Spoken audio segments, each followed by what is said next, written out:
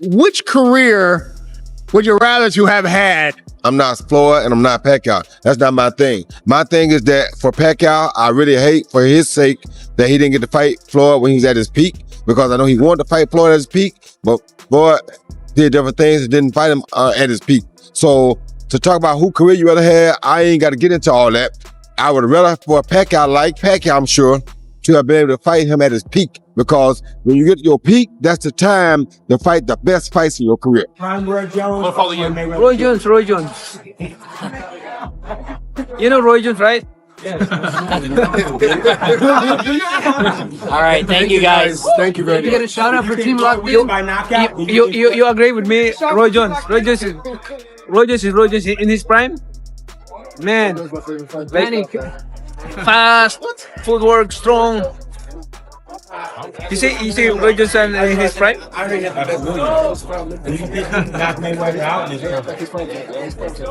I think so.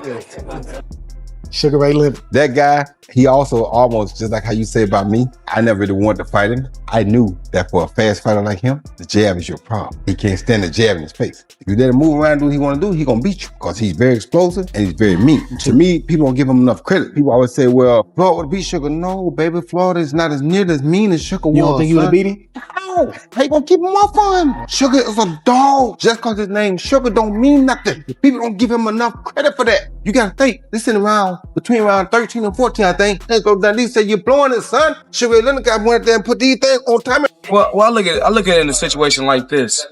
I mean, they compared me to a Sugar Ray Leonard. You know, I'm talking about as far as skills. You know, as far as my skills, and I feel I'm on the level of a Sugar Ray Leonard. You know, and I feel that he's not on the level of a Roberto Duran, so he's not gonna be able to handle it at all. You can mark one opinion, and the whole boxing world starts talking. Roy Jones Jr. recently shared that a prime Sugar Ray Leonard would be a serious challenge for Floyd Mayweather Jr. The comment quickly went viral, and Mayweather responded, showing just how important legacy debates are at the highest level. From that moment, fans and analysts jumped in, turning it into a full conversation about greatness. Okay, boy, asked me, do you think Floyd Mayweather could beat Sugar Ray? I said no. And then I guess Floyd got mad about it. But think about this now. When you name your top 5, of all 3 of y'all right now, named y'all top 5 best boxers of all time, 4 of them gonna be black, if not all 5. Right? Am I fair to say that, right? Yeah, you okay. Mm-hmm. So if you don't have a black fighter that you fight that's on your level in your prime, how can you say you pound the best? Sugar Ray had Tommy Hearns. He had Marvin Hagler. He had the guy that's not black that a lot of people gonna put in the conversation, Roberto Duran. Wilfredo Benitez, who's basically a black Puerto Rican. You understand me? He had several guys that were on his level, and 2 or 3 of them were black guys that he beat in their prime when they met.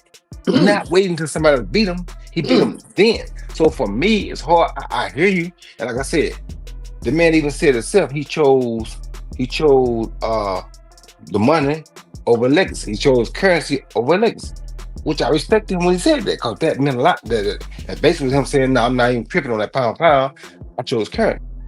So at your greatest, were you better than Floyd? Absolutely. And I'm not saying it because, I'm not bragging, but then again, my mindset as a fighter, as a champion, will always tell me I could beat Mayweather, I could beat Tyson. That's what made me who I became. Mayweather is a counterpuncher. So how would you, okay, you got to fight Sugar Ray Leonard, Floyd Mayweather. How do you fight him? How do you fight Floyd Mayweather? There's no one way to fight Floyd Mayweather. He is that good. He's that talented. Floyd, no one could penetrate his defense. I mean, he's one of the best guys out there. But I would say body shots. But then, it's so hypothetical. I feel kind of awkward talking about it. At the same time, discussions about a possible rematch between Mayweather and Manny Pacquiao are building momentum again. While nothing is officially confirmed, both sides are believed to be reviewing key details like rules, structure, and overall planning before moving forward. We need this rematch because of the unfinished business in the first one. Like, there's a doubt, like, I'm supposedly win the fight, and then and there's a lot of distraction on the first fight. I got injured my shoulder, my rotator cuff, so that's why I got operated out right after the fight. So we need rematch. So people deserve this. Okay, I'm going to ask you, Jazz. Go ahead. Jazz, why is this the right moment for this rematch? Look at boxing. Look at how boxing's at the forefront of everything, right? I mean, it's the original legacy sport. You have people from everywhere watching it. It's global. Then Floyd and Manny's first fight was the highest grossing boxing event of all time, record breaking. So now you shift from the pay-per-view era into streaming era. You have Netflix that's the dominant force, and look, they have positioned themselves as a premier producer and broadcaster in boxing, right? And for their live streams and whatnot, live events. So having Manny and Floyd on Netflix is the biggest thing in the streaming era, right? So they've done, these guys did it once in pay-per-view, and they're going to want to break all the According to broadcaster Dan Patrick, big fights like this are never simple to finalize. Behind the scenes, there are detailed negotiations involving timing, agreements, and business decisions. These steps take time, even when fan demand is high. We get here. I guess UFC. Yeah, Paulie. Mayweather Pacquiao 2015.